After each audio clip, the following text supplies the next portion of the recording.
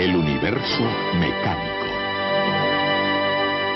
La ley de la gravitación universal de Isaac Newton explica por qué todos los cuerpos próximos a la superficie de la Tierra caen con la misma aceleración constante. Esta ley de Newton explica por qué cae la manzana desde el árbol, pero no la luna desde el cielo. La manzana y la luna. 50 años después de que sucediera, Isaac Newton comentó con alguien que su descubrimiento había tenido relación con ver caer de un árbol una manzana. Y esa historia pasaba a formar parte de nuestro folclore. Nos gusta porque es un hecho corriente. Cuántas manzanas han caído de muchos árboles. Y también nos recuerda la historia sobre otra manzana, la del árbol de la ciencia del bien y del mal, que nos hizo perder el paraíso. Bien, tanto si la manzana de Newton fue real como si no, una cosa es cierta, y es que hizo posible que nosotros pudiéramos salir de la Tierra. Por supuesto, el gran éxito de Newton no fue mostrar que la gravedad hace caer las manzanas. Vaya pelándola. Eso todo el mundo lo sabía. Su gran descubrimiento consistió en demostrar precisa y matemáticamente que la misma ley que explica por qué cae una manzana explica también por qué la luna no se cae del cielo. Esa explicación fue la clave del universo tal y como se entendía entonces. Los detalles de esa ley son difíciles e importantes y nosotros llegaremos a ellos, pero no hoy.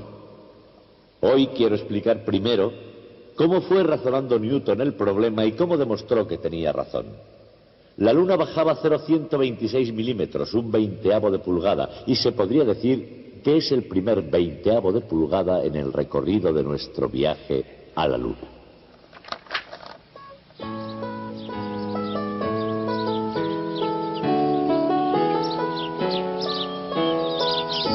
En el camino hacia la luna, el joven Isaac Newton podría haber emprendido esta ruta.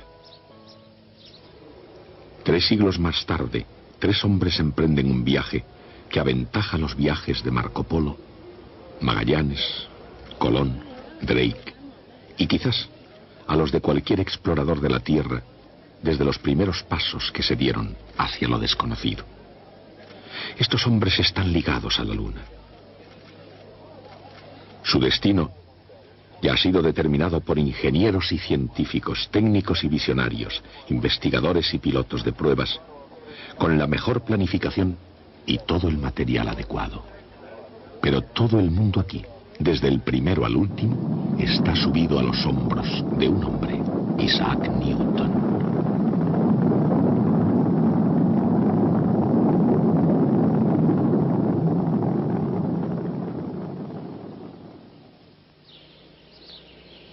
Si una manzana tuvo influencia en la ley de la gravedad de Newton, debió suceder en el condado de Lincolnshire. Pero ya se sabe que la historia se escribe con muchos síes. Si Newton, por ejemplo, no hubiera regresado a la granja de su familia en Woolsthorpe Manor, quizá no habría llegado a descubrir nada. Es decir, nada aparte de la terrible peste negra de Londres. En los años 1665 y 1666, el número diario de víctimas que la peste se cobraba se ensombrecía con cifras demasiado siniestras para poder ser contabilizadas. Porque la peste fue demasiado terrible para imaginárselo. Las infecciones eran de carácter epidémico, malignas, contagiosas y fuera de control humano. Era una enfermedad que las ratas transmitían primero a las pulgas y estas a todas las clases sociales británicas. La peste llegó a destruir 9 de cada 10 seres humanos, y la comunidad universitaria de Cambridge, a unos 80 kilómetros y medio de Londres, no se libró de tan espantosas visitas. Allí la muerte negra pudo haber reclamado a Isaac Newton.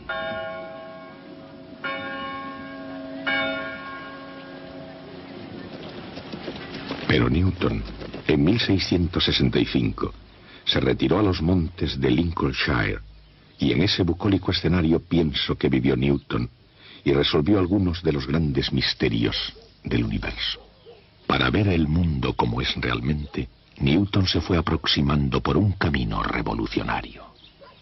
Para alcanzar una comprensión del universo totalmente nueva, debería formarse una opinión del mundo más profunda y extensa que las perspectivas familiares de la campiña inglesa. Para un joven estudiante de 22 años, aún sin licenciatura, que nunca había viajado más lejos de Cambridge, el universo era un reto enorme.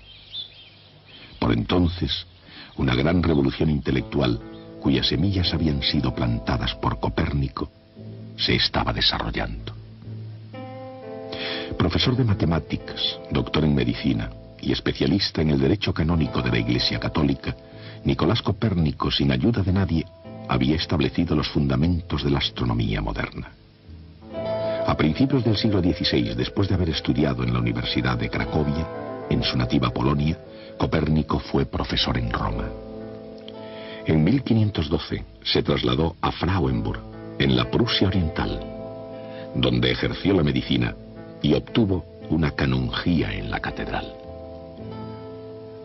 Allí, hacia 1530, escribió el tratado que no solo cambió el mundo, sino el universo entero. Sabiamente dedicó su obra, La revolución de las órbitas celestes, al Papa Paulo III, y prudentemente retuvo su publicación hasta ya próxima su muerte en el año 1543. Pero Copérnico había logrado su objetivo, el sistema copernicano, que ya ningún poder logró después suprimir. Basado en antiguos datos astronómicos, en algunas cosas era únicamente un pequeño progreso sobre el sistema de Ptolomeo. Ambos puntos de vista estaban en gran parte basados en la filosofía aristotélica, sobre todo en el antiguo credo griego, de que todos los movimientos celestes eran círculos perfectos. Y por lo tanto, al igual que innumerables astrónomos anteriores a él, Copérnico, para explicar las aparentes desviaciones del movimiento circular uniforme, utilizaba epiciclos.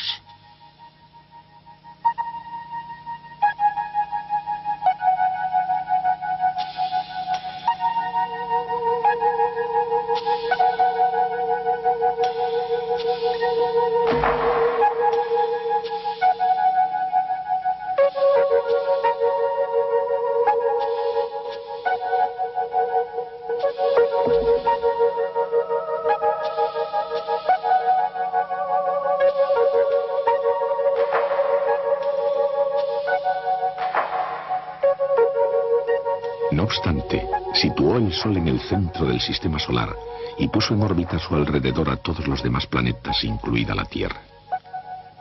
De esa forma, Nicolás Copérnico hizo el trabajo de preparación de algo que algunos opinaron fue una mala jugada para Galileo Galilei. En el Renacimiento, aquel sistema de Copérnico suponía un serio peligro, pero solo en términos teóricos. Incluso si los astrónomos hubiesen querido oponerse a los puntos de vista aristotélicos de la Iglesia, ninguno de ellos hubiera sido capaz de demostrar que los planetas giraban en órbita alrededor del Sol. Y además, tampoco lo intentaron. Nadie lo hizo hasta que Galileo puso su entendimiento a la tarea, con Copérnico en el fondo de su mente. Y con ayuda de la última tecnología de la época, Galileo se esforzó por resolver algunos conceptos suyos inquietantes. Con planos inclinados e imaginándose el mundo en el vacío, comprendió la ley de la caída de los cuerpos. Todos los cuerpos caen con la misma aceleración constante.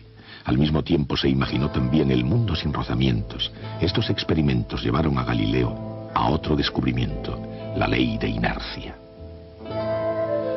Una bola rodando sobre un plano liso horizontal no se pararía nunca. Como todos los objetos sobre la Tierra, mantendría su movimiento a menos que algo alterase su trayectoria.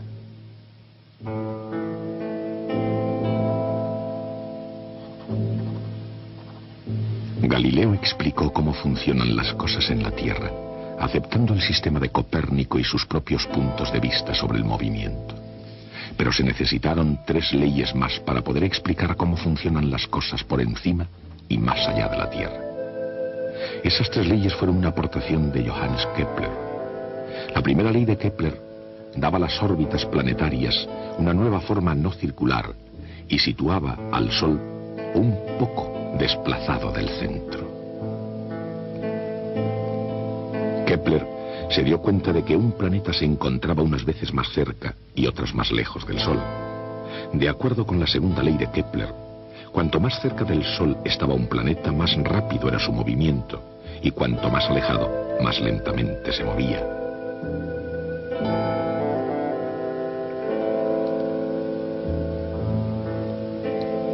Su tercera ley decía que cuanto más larga era la órbita del planeta, más tiempo tardaba en dar la vuelta.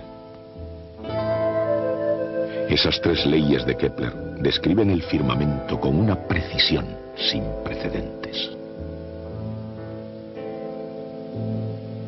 Newton comenzó a desenterrar de un campo previamente investigado por Copérnico, Galileo y Kepler aquellos secretos del universo que aún seguían enterrados, y no solo los celestes, sino también los escondidos en su propio planeta. Antes de Isaac Newton, algunos colosos habían logrado explicar el cómo del cielo y la tierra. Ahora le correspondía a él levantarse y explicar el porqué. Antes de Newton, nadie sabía por qué todos los cuerpos caen con el mismo ritmo, ni por qué la Luna da vueltas alrededor de la Tierra según una órbita determinada y a una marcha precisa, ni por qué la Tierra gira alrededor del Sol según una trayectoria determinada y a una marcha precisa. Probablemente antes de Newton, nadie pensó que estos fenómenos estuvieran relacionados. Así que le tocó al joven Newton crear una nueva ciencia que unificara el cielo y la Tierra. Una vez más, una manzana jugó un papel en todo esto. Dicho papel fue secundario. El descubrimiento de Newton no se debió a una simple ráfaga de penetración inspirada por la casualidad en un huerto. Newton trabajó duramente durante 18 meses y aún pasarían 20 años antes de que los frutos de su trabajo se publicasen. Y hubieron de transcurrir casi 300 años más antes de los últimos segundos de una cuenta atrás. Lanzados desde los hombros de Newton, los hombres pudieron soltar las cadenas de la gravedad y liberarse de la Tierra.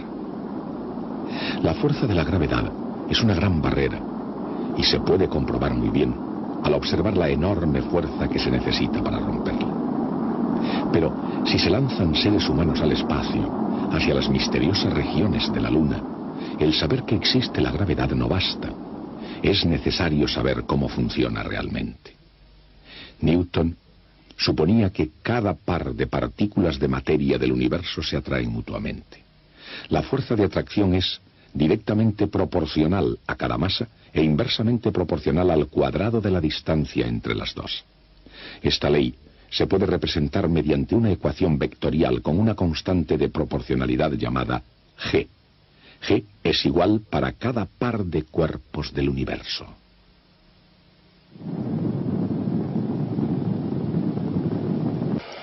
Le dije a Michael que tú estás ahí arriba y me contestó, ¿entonces quién conduce? Una buena pregunta. Isaac Newton es el que nos conduce ahora.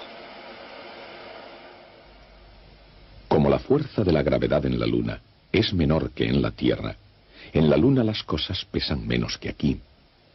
Las cosas caen más despacio incluso. Pero todos los cuerpos, incluso un martillo y una pluma, caen a la vez. Porque, como dice la ley de Newton, en cualquier parte del universo hay una fuerza entre cualquier par de masas. Por consiguiente, cada partícula de masa del astronauta es atraída por cada partícula de masa de la Luna. ¿Cuál es el efecto resultante de esas fuerzas sumadas? Cada cuerpo atrae al otro como si toda su masa estuviera concentrada en su centro de masa.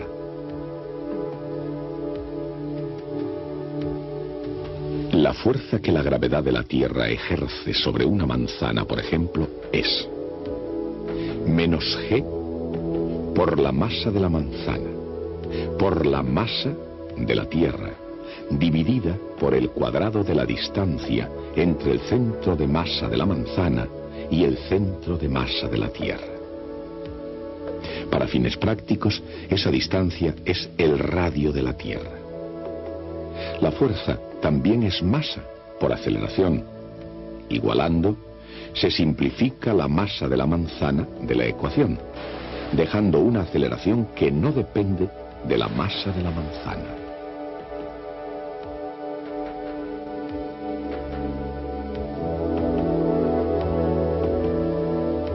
La gravedad tiene el mismo efecto sobre cualquier objeto en la superficie de la Tierra. Medio siglo antes de Newton, Galileo descubrió que todos los cuerpos caen con la misma aceleración constante. Y Newton, con su ley de la gravedad, explicó ese extraño fenómeno. La aceleración de la caída de un cuerpo en la Tierra es g minúscula. Es igual a la constante de gravitación universal, g mayúscula, multiplicada por la masa de la Tierra y dividida por el cuadrado del radio de la Tierra. Esa combinación nos da una aceleración de 32 pies por segundo, es decir, 9,8 metros por segundo al cuadrado. En la Luna actúa la misma fuerza, pero la aceleración es diferente. Sigue dependiendo de la constante de la gravitación universal. Pero ahora la masa es la masa de la Luna, y la distancia es el radio de la Luna, y la aceleración de un cuerpo que cae en la Luna es 1/6 de la aceleración en la Tierra.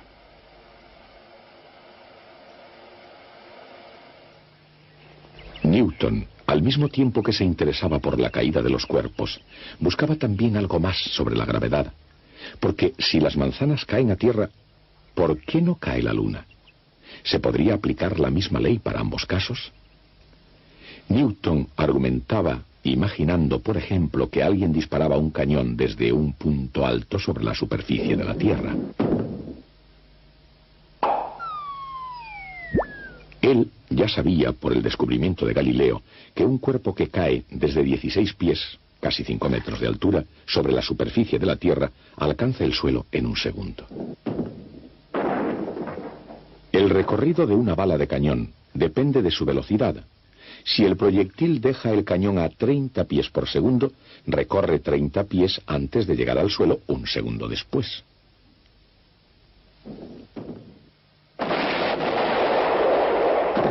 Pero Newton se dio cuenta que si el proyectil se disparase suficientemente rápido, tardaría más de 1 segundo en llegar al suelo. La superficie de la Tierra se va curvando por debajo de la bala de cañón antes de que la alcance. Él imaginó un movimiento tan rápido que la bala se mantiene cayendo mientras que la superficie de la Tierra se va curvando por debajo de ella. Dicho de otro modo, el proyectil se mantendría en órbita.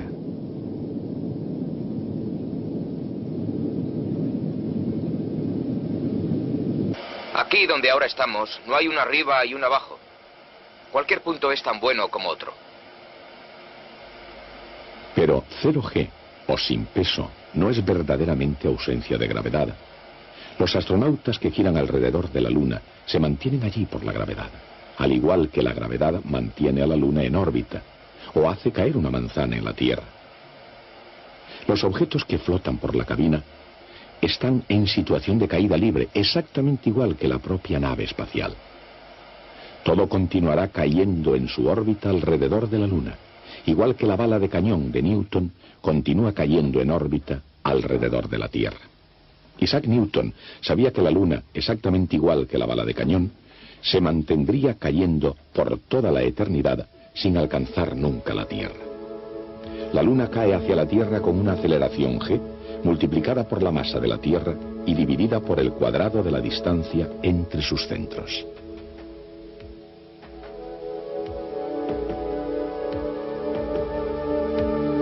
La fórmula es la misma que en el caso de la manzana o de cualquier otro cuerpo en la Tierra, con la diferencia de que la distancia no sería el radio de la Tierra. En este caso, se trata de la distancia de la Tierra a la Luna, que es mucho mayor.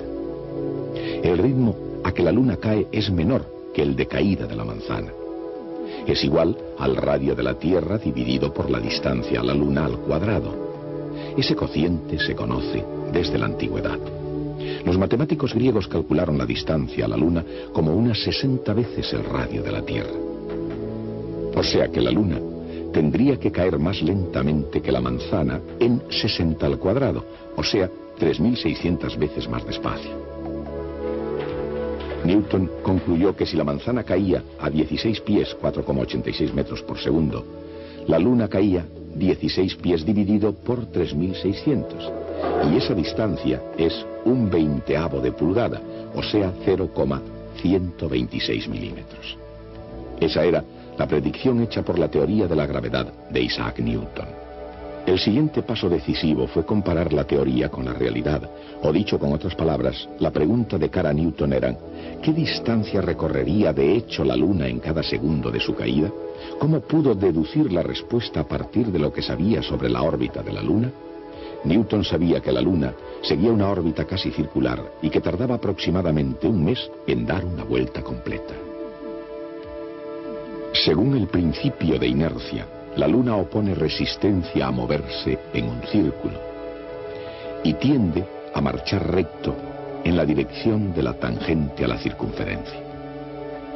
En un segundo recorrería 40,281 pulgadas a lo largo de la recta. Siguiendo la trayectoria circular, la Luna va cayendo hacia el centro de la Tierra. Esa es la distancia que la Luna cae en un segundo.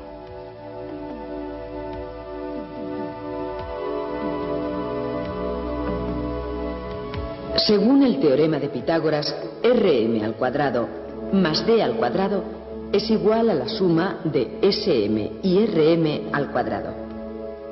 Así, D al cuadrado es igual a Sm al cuadrado más 2 veces Rm por Sm. Una cantidad tan pequeña que se puede despreciar. Dado el tamaño de Rm y D, Sm es un 20avo de pulgada, 0,126 milímetros. Para el mundo en general, qué grande iba a resultar ese 1/20avo de pulgada. Que los cuerpos continuarían cayendo por siempre por influencia de la gravedad ha sido probado por una asombrosa concordancia entre la teoría y la observación. La prueba de que 1/20avo de pulgada explicaría tanto en la práctica como en la teoría los misterios de la caída de los cuerpos de Galileo y los movimientos celestes de Johannes Kepler. Pero a pesar de ser un secreto tan maravilloso, pasaron otros 20 años antes de que Newton lo compartiera con el mundo. Sin embargo, en ese momento, con ese resultado de 1/20avo de pulgada, Newton supo que tenía en sus manos la clave del universo mecánico. Newton había dado el primer paso de un camino que nos conduciría al espacio y a la Luna.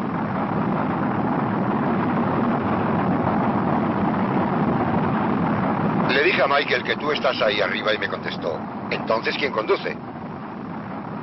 Una buena pregunta. Isaac Newton es el que nos conduce ahora. Adelante. Según la ley de gravitación universal de Newton, la fuerza de la gravedad entre dos cuerpos es directamente proporcional al producto de sus masas e inversamente proporcional al cuadrado de la distancia entre ellos. La ley de Newton explica por qué los cuerpos caen con la misma aceleración cuando están cerca de la superficie de la Tierra. Esa ley, combinada con el principio de inercia, explica también la órbita de la Luna y los movimientos de todos los cuerpos celestes.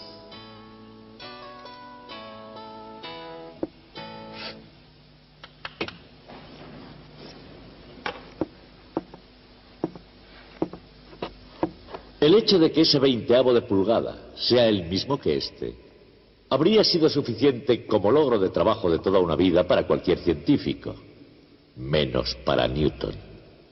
La lista de sus hallazgos matemáticos y científicos nos deja completamente sin respiración. Por otra parte, no todo lo que hizo Newton nos parece respetable.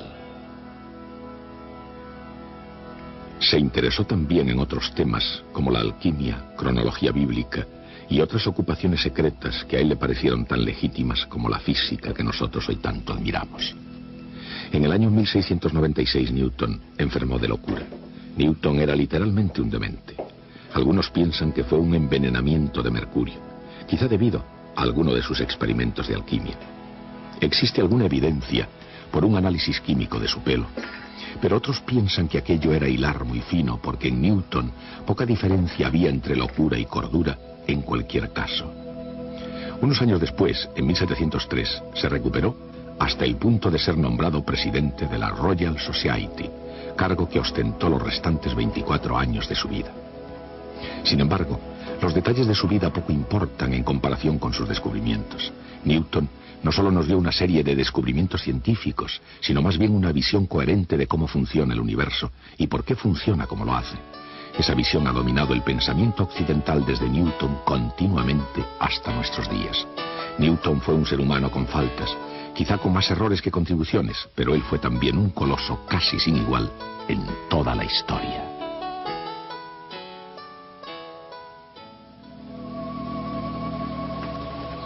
Lord Byron escribió en su Don Juan: cuando Newton vio caer una manzana, en ese ligero sobresalto de su contemplación, encontró un modo de demostrar que la Tierra daba vueltas en una rotación de lo más natural, llamada gravedad. Y este es el único mortal que desde Adán pudo enfrentarse con una caída o con una manzana. El hombre cayó con manzanas y con manzanas se levantó. Y si esto es verdad, nosotros debemos pensar en el modo como Isaac Newton podía hacer descubrimientos con todo tipo de mecánica. Las máquinas de vapor muy pronto le llevarían a la Luna.